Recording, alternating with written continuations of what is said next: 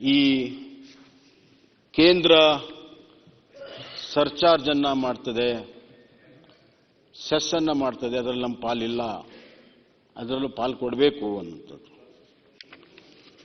ಈ surcharge cess ಇವತ್ತಿಂದ ಬಂದಿಲ್ಲ ಅಥವಾ ಕಳೆದ 10 ವರ್ಷದಿಂದ ಬಂದಿಲ್ಲ. ಸರ್ಚಾರ್ಜು ಸೆಸ್ಸು 1958ನಿಂದನೂ ಕೂಡ ಇದೆ. ಸಂವಿಧಾನದಲ್ಲಿ ಅದಕ್ಕೆ ಅವಕಾಶ ಇದೆ. ರಾಜ್ಯ ಸರ್ಕಾರಗಳು ಕೂಡ ಸರ್ಚಾರ್ಜ್ ಸೆಸ್ ಅನ್ನು ಹಾಕಬಹುದು, ಕೇಂದ್ರ ಕೂಡ ಹಾಕಬಹುದು.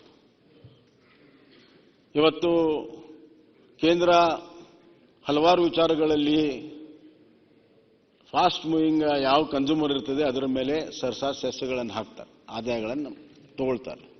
ರಾಜ್ಯ ಸರ್ಕಾರ ಕೂಡ ಅದೇ ಥರ ತಗೊಳ್ತದೆ. ಉದಾಹರಣೆಗೆ ಬೆಂಗಳೂರು ಇನ್ಫ್ರಾಸ್ಟ್ರಕ್ಚರ್ ಸೆಸ್ ಅನ್ನು ಇಲ್ಲಿಯ ಬೆಂಗಳೂರಿನ ಜನರ ಮೇಲೆ ಪ್ರಾರಂಭ ಮಾಡಿದರು. ಬೆಂಗಳೂರಿನಲ್ಲಿ ಯಾವುದೇ ಪರ್ಮಿಷನ್ ತಗೋಬೇಕಾದ್ರೆ, ಪ್ಲಾನ್ ಅಪ್ರೂವಲ್ ಮಾಡಬೇಕಾದ್ರೆ ಇನ್ಫ್ರಾಸ್ಟ್ರಕ್ಚರ್ ಸೆಸ್ ಇವತ್ತಿಗೂ ಕೂಡ ಇದೆ.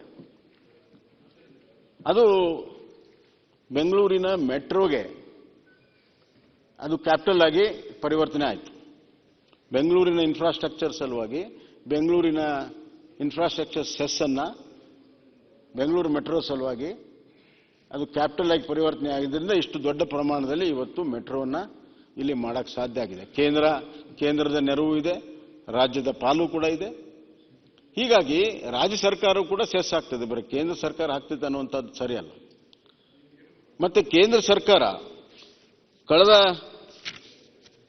6-7 ವರ್ಷದಿಂದ ಹೆಚ್ಚು ಮಾಡಿದೆ ಅನ್ನುವಂಥ ಮಾತನ್ನು ಮುಖ್ಯಮಂತ್ರಿಗಳು ಹೇಳಿದ್ದಾರೆ. ಹೌದು, ಹೆಚ್ಚಾಗಿದೆ. ಎದರ ಮೇಲೆ ಹೆಚ್ಚಾಗಿದೆ? ಈ ಸಿನ್ ಗುಡ್ಸ್ ಅಂತ ನಿನ್ನೆ ನಾನು ಮಾತಾಡುವಾಗ ಹೇಳಿದೆ. ಸಿನ್ ಗುಡ್ಸ್ ಅದು ಟೊಬ್ಯಾಕೋ, ಸಿಗರೇಟ್ಸ್, ಮತ್ತೆ ಹೈ ವ್ಯಾಲ್ಯೂ ಕಾರ್ಸು, ಎಲೆಕ್ಟ್ರಾನಿಕ್ ಗುಡ್ಸು, ಇದರ ಮೇಲೆಲ್ಲ ಸೆಸ್ ಹಾಕ್ತಾರೆ.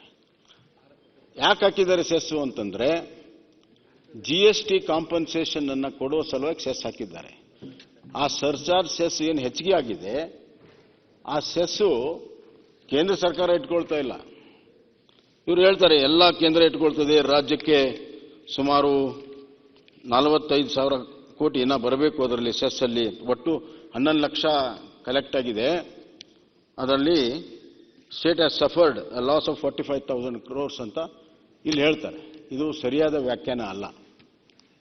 ಯಾಕಂದ್ರೆ ಇವತ್ತು GST ಕಾಂಪನ್ಸೇಷನ್ನು ಈ ಸೆಸ್ ಮುಖಾಂತರ ಬರ್ತಾ ಇದೆ, ರಾಜ್ಯಗಳಿಗೆ ಬರ್ತಾ ಇದೆ. ಇಲ್ಲಿವರೆಗೂ GST ಕಾಂಪನ್ಸೇಷನ್ನು 5 ವರ್ಷದಲ್ಲಿ ಇಲ್ಲಿವರೆಗೂ ಬಂದಿರುವಂತಹದ್ದು 1,06,258 ರೂಪಾಯಿಗಳು. 1,06,228 ಕೋಟಿ ರೂಪಾಯಿಗಳು ಕಳೆದ 5 ವರ್ಷದಲ್ಲಿ GST ಕಾಂಪನ್ಸೇಷನ್ ಬಂದಿದೆ. ಇದು ಸರ್ಚಾರ್ಜ್ ಮತ್ತು ಸೆಸ್ ಇಂದನೇ ಬಂದಿರೋದು, ನಮ್ಮ ರಾಜ್ಯಕ್ಕೆ ಬಂದಿರೋದು. 45,000 ಕೋಟಿ ಲಾಸ್ ಆಗೋ ಪ್ರಶ್ನೆಯಲ್ಲಿದೆ ಇದರಲ್ಲಿ. ಆದ್ರಿಂದ ವಸ್ತು ಅಂಶದ ಆಧಾರದ ಮೇಲೆ ಅದನ್ನು ವ್ಯಾಖ್ಯಾನ ಮಾಡಿದ್ರೆ ಸತ್ಯಾಂಶಗಳು ಹೊರಗಡೆ ಬರ್ತವೆ ಅನ್ನುವಂತ ಮಾತನ್ನ. ಅಧ್ಯಕ್ಷರೇ, ಒಂದೇ ನಿಮಿಷ. ಈಗ ನಾನು ಮುಗಿಸ್ಬಿಡ್ತೀನಿ. ಅಲ್ಲ, ಒಂದು ನೀವು ಮಾತಾಡಿ, ಕ್ಲಾರಿಫಿಕೇಶನ್. ನೀವು ಮಾತಾಡೋಕೆ ಮಾತಾಡಿ. ನಿನ್ನೆ ಸಿಎಂ ಅಂತ ಹೇಳೋದಕ್ಕೊಂದು ಹೇಳೋಣ ಅಂತ ಕೊಡೋದಿಲ್ಲ. ಸಿಎಂ ಮಾತಾಡ್ಬೇಕಾದ್ರೆ ಎಷ್ಟು ಅಬ್ಜೆಕ್ಷನ್ ಮಾಡಿದ್ರಲ್ವಾ, ಎಷ್ಟು ಸರಿ ಕೂರ್ಸಿದ್ರಲ್ವಾ, ಒಂದ್ಸರಿ ಕೇಳ್ಬಿಡಿ.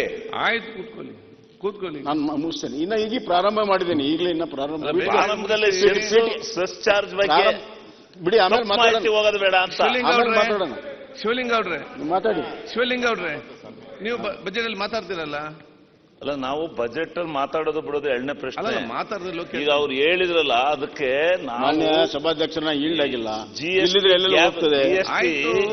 ಗ್ಯಾಪ್ಗೆ ಅವ್ರ ಕಂಡೀಷನ್ ಅದು ನಾವು ಕೊಡ್ತೀವಿ ಅಂತ.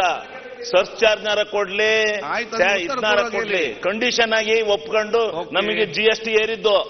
ಆಯ್ತು, ಈಗ ಅದೇ ಕಂಡೀಷನ್ ನಲ್ಲಿ ಸೆಸ್ ಆಗಿ ಕೊಡ್ತೀವಿ ಅನ್ನೋದು ಕೂಡ ಇದೆ. ಅಲ್ಲ ನಮಗೆ ಯಾವ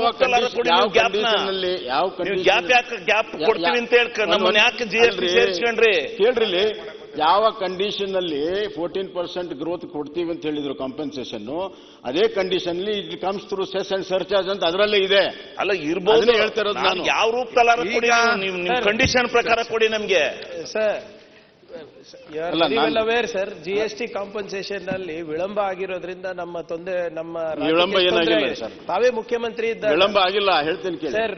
ನಾವು ಏನ್ ತೆರಿಗೆಯನ್ನ ನಾವು ಕೊಟ್ಟಿದ್ವಿ, ಅದು ಮರುಪಾವತಿ ಮಾಡಬೇಕಾದಾಗ ಅದಕ್ಕೆ ಲೋನ್ ತಗೊಳ್ಳಿ ಅಂತ ನೀವು ಒಪ್ಕೊಂಡಿದ್ರಿ. ಇಲ್ಲ, ಒಂದ್ ನಿಮಿಷ. ಅಲ್ಲ ನೀವು compensation sir, hit us so bad. You should understand, loan ಕೊಟ್ಟಿರುವಂತಹದ್ದು ಕೋವಿಡ್ ಇಯರ್ಸ್ಗೆ, ಯಾವಾಗ ರಾಜ್ಯ ಮತ್ತು ಕೇಂದ್ರ ಆದಾಯ ಪೂರ್ಣ ಕಮ್ಮಿ ಆಗಿತ್ತು ಆವಾಗ ಲೋನ್ ಕೊಟ್ಟರು. ಆ ಲೋನ್ ಏನು ಸಂಪೂರ್ಣವಾಗಿ ಕೇಂದ್ರನೇ ತೀರಿಸ್ತದೆ, ಬಡ್ಡಿ ಮತ್ತು ಅಸಲು ಕೇಂದ್ರ ತೀರಿಸ್ತದೆ, ನಾವು ತೀರಿಸೋದಿಲ್ಲ. ಆದ್ರಿಂದ ಇವತ್ತು ಅದಕ್ಕೋಸ್ಕರನೇ ಅಲ್ಲ, ಒಂದ್ ನಿಮಿಷ, ಅದಕ್ಕೋಸ್ಕರನೇ 2022ಕ್ಕೆ ಕಾಂಪೆನ್ಸೇಷನ್ ನಿಂತರೂ ಕೂಡ ಆ ಸೆಸ್ ಏನಿದೆ 2026ವರೆಗೂ ಎಕ್ಸ್ಟೆಂಡ್ ಮಾಡಿದ್ದಾರೆ ಈ ಲೋನ್ ಅನ್ನು ತೀರಿಸೋ ಸಲುವಾಗಿ. ಸೊ ದಿಸ್ ಇಸ್ ಬಹಿರಂಗವಾಗಿದೆ, ಇದರಲ್ಲಿ ಏನು ಕದ್ದು ಮುಚ್ಚಿ.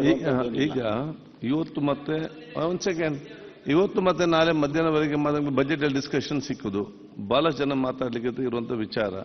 ಸೊ ಬೇರೆ ಬೇರೆ ಅಭಿಪ್ರಾಯ ಚರ್ಚೆಗಳು ಇರ್ಬೋದು, ಆದ್ರೆ ನಾವು ಅದು ಒಬ್ಬೊಬ್ಬರು ಕೆಲವು ಮಾತಾಡಿಕೊಂಡು ನೆಕ್ಸ್ಟ್ ಅವ್ರು ಮಾತಾಡೋದಕ್ಕೆ ಉತ್ತರ ಕೊಡೋ ವಿಚಾರ ಇವತ್ತು ಆಗ್ತದೆ. ಅದು ಆದಷ್ಟು ಶಾರ್ಟ್ ಅಲ್ಲಿ ಮತ್ತು ಯಾವುದೇ ಅಡೆತಡೆ ಇಲ್ಲದೆ ತಮ್ಮ ವಿಚಾರವನ್ನು ಹೇಳಿಕೊಳ್ಳೋ ಕೆಲಸ ಮಾಡಿ. ಓಕೆ, ಇನ್ನೆಷ್ಟೊತ್ತು ಬೇಕು? ಏನು ಪ್ರಾರಂಭ ಮಾಡಿದ್ದೀನಿ ನೀವು ಹಿಂಗಂದ್ರೆ? ಅಲ್ಲ ಹಾಗೆಲ್ಲ ಈಗ 45 ಮಿನಿಟ್ಸ್ ಆಯ್ತು, ಹಾಫ್ ಆನ್ ಅವರ್ ಆಯ್ತು.